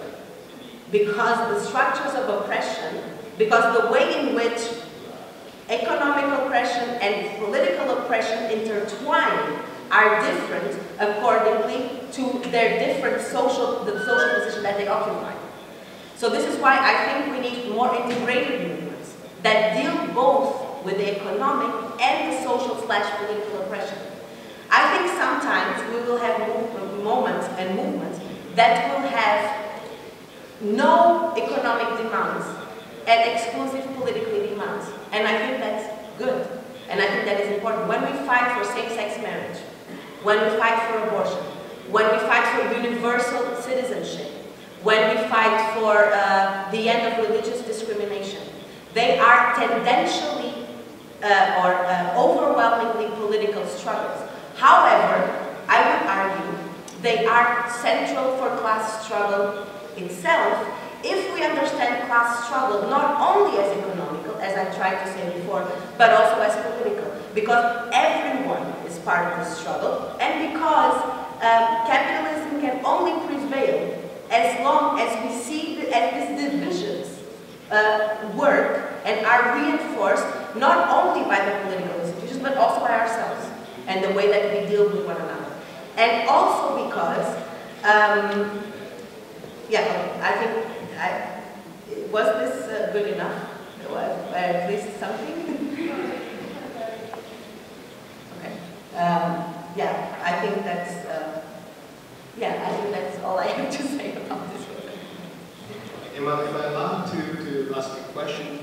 Yeah, so I have a lot of questions, but I choose two of them. One concerning the refugee crisis that is ongoing throughout Europe. We discussed a lot about what the left strategy could mean and what are the possibilities for building mass movements. But let's talk about a little bit on the shortcomings of the left, because in my opinion, one of the indexes of these shortcomings was the refugee crisis. And I would like to hear from you what are your personal perspective and what was, in your mind, the left reaction to the refugee crisis, what remains the left reaction to that, and if there was no reaction at all, if there was no sound political reaction at all, what was the reason behind that? And the second, you mentioned you would talk about the gender aspects of precarious labor in Portugal and if possible in Europe as well. So I would like to let me give you the time to deal with this aspect too, because I think it's particularly important in Georgian context because the current feminist movement that it finds itself still in an embryonic form needs to discuss those questions and needs to broaden the perspective of what class struggle and what political struggle could mean. So these are the questions. Thank you in advance.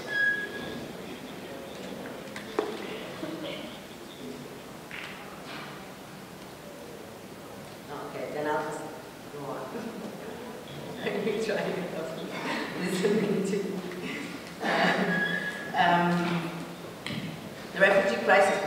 I think you are right. I think most of the left. So let me ask you back something. When you say that the reaction of the left was not enough, what do you mean by that? What I mean by this is the sort of, to my mind, the obsession, preoccupation to differentiate the left from the right-wing populism.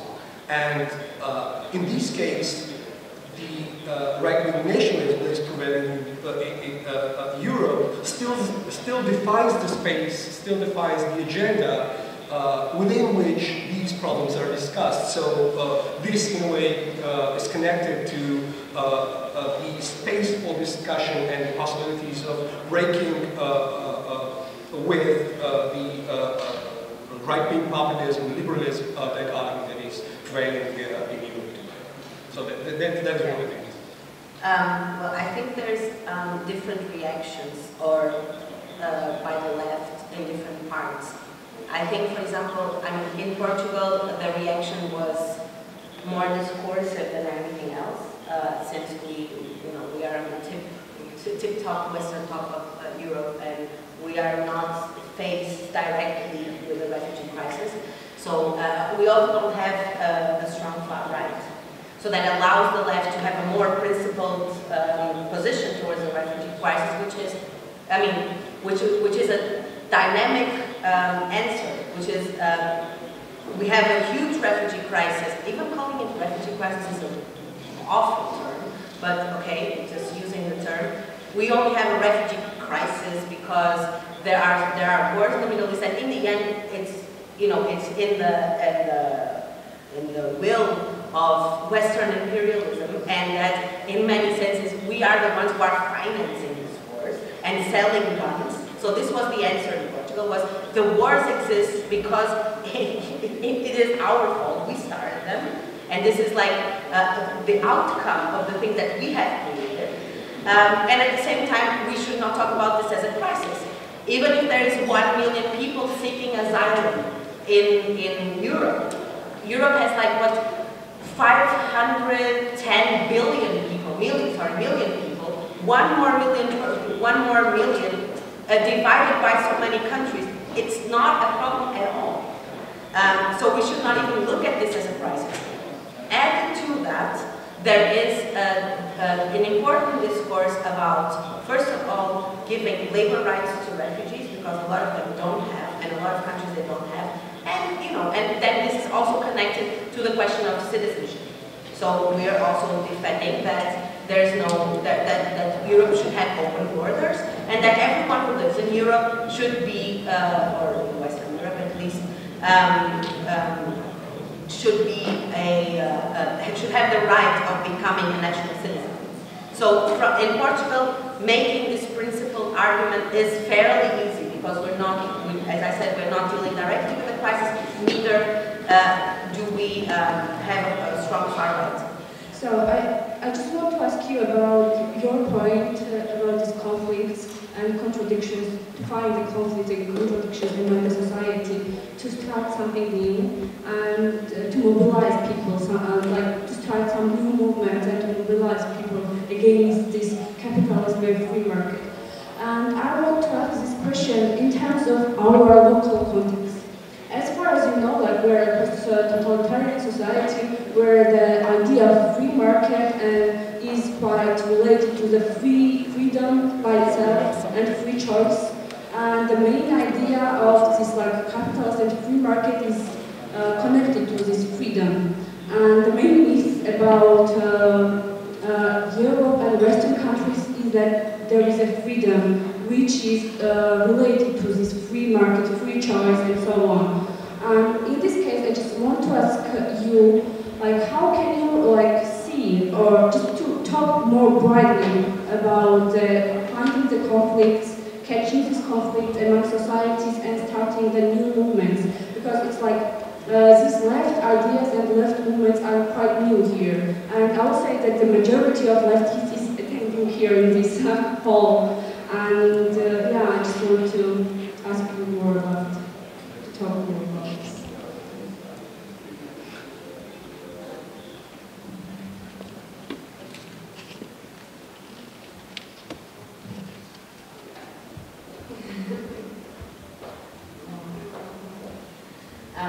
Again, I think that would be an interesting discussion among some people that are here. As I said, also, I don't think there can be copy-paste strategies, and I think that's difficult for me to say. Also, because I don't know the context that well enough to be able to propose how exactly you find those contradictions. I want to add a few comments about this. Okay. Like, for example, nowadays there is a huge economic collapse and hard situation around heavy industry workers in Giatura, for example. But it's very hard to mobilize different kind of groups who are like somehow socially active and activists among this idea, around this idea.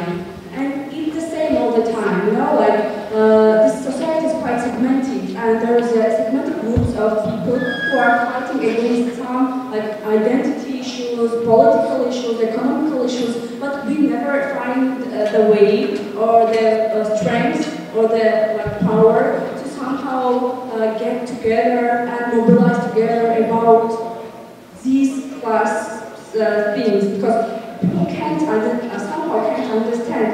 And my idea is because we have this kind of history and this kind of context of post-totalitarian system which affects us till now.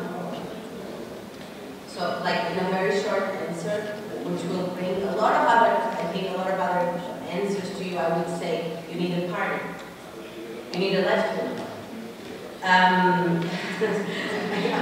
mean, it's a very straightforward, and I know the question is, what are the difficulties of building my answer is easy, right? My answer is, it's very easy to say that. To sit here, come here and say, well, you need a left-wing party.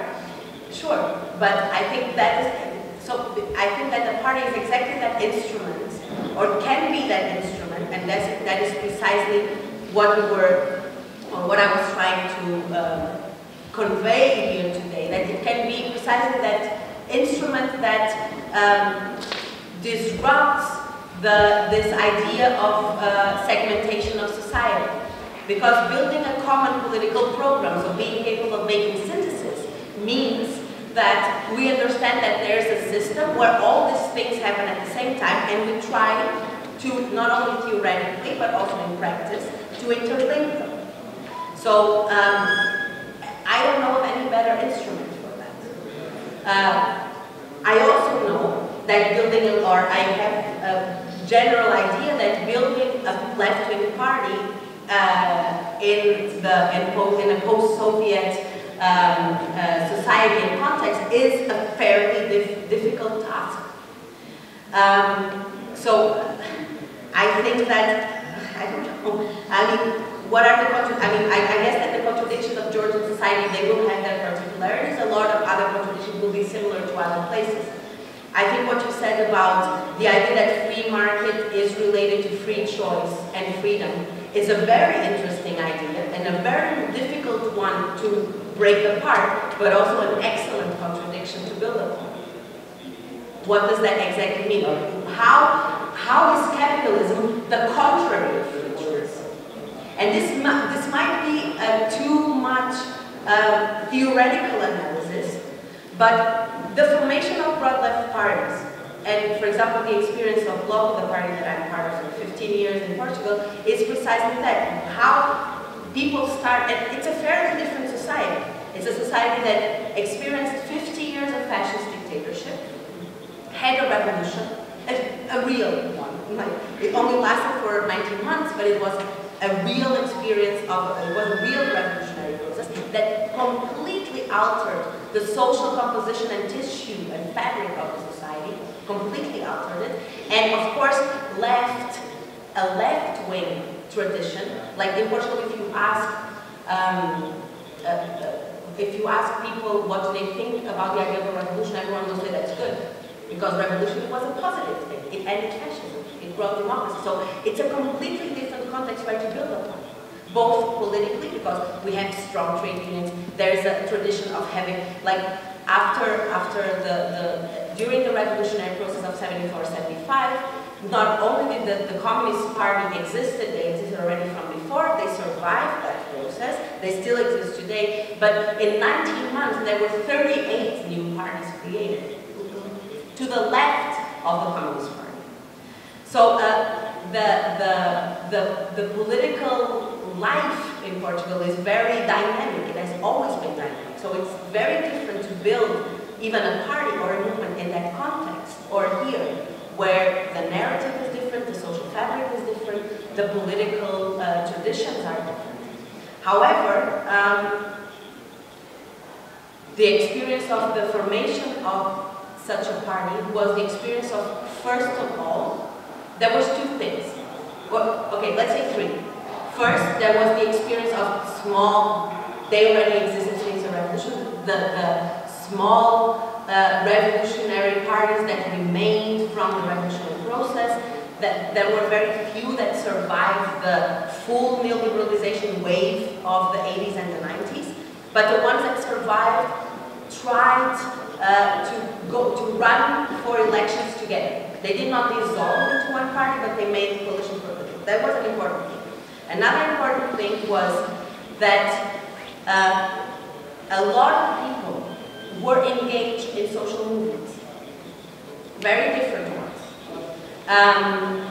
And not only the people that were part of this very small left formations that remained from the revolutionary period, but many people who were not politically organized anywhere, because a lot of parties disappeared, because of the wave of neoliberalization that also destroys political structures. They were engaged in a lot of different social movements and a lot of different topics. Some more successful, some very small, but still engaged. So the experience of these parties was precisely to call these people to enter that discussion and to create a platform and a political program and a political organization that these people could be individual members of. So people would not be members of the parties that constituted the big party, they could be individual members of this new project. So, but there was the approach of bringing all these people together to try to start discussing a common strategy. What do we need to do? And another very important thing on why Portugal was formed was in 1998, there was a referendum concerning the depenalization, not the legalization, but the depenalization of abortion. And we lost in 1998 in a Western European country. And this was the analysis of why we lost, because the left was so fragmented, was so separated, that we could not do anything together, that everyone made their own crazy campaign, was the very practical understanding that this was enough, that we needed to find a way to come together. And so and of course then again, as I said during my presentation, there was at the same time, because we can have a lot of very good ideas, but if the political space is not there, then it will be difficult to implement them. So of course at the same time there was both the right-wing drift of the former center-left party, and at the same time the experience that also came to Portugal of the social forums, of the ultra-localization movement, of a specific anti-war movement with the invasion of Indonesia to Timor, which Timor was a former Portuguese colony, so people related very much to this anti-war movement. So there was a political context, a political momentum that the left needed to build upon, because if not, it would be lost. So when I'm saying you need to find the conflicts and the contradictions, it's precisely that. It's to understand in this political momentum, what can we do to create spaces of encounter, and I think this is a great example of trying to start this discussion. So bringing different people together, from trying to intervene on different fronts, different movements and so on, but starting to put the question of strategy. So not only we discuss about what I am doing, what are you doing, but how can we do something together? What would we do something together if we would do something together? And I think that is the question for you. But what I'm also trying to say is we all started like this. It will be in the end up to you to try to find these small spaces and enlarge them. But more than this, I find it hard for you to see.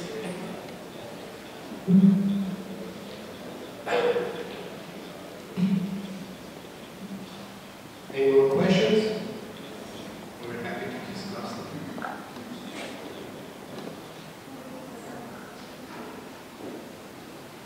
Okay.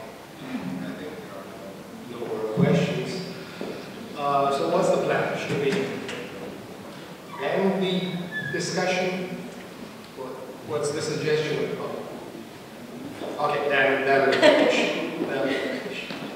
Well, thank you for participation in the discussion. Thank you for your excellent presentation again and again. And let's hope that we'll meet again. We'll discuss much more broader frameworks and much more broader conflicts and issues in specific in-depth analysis. So thank you for your attention.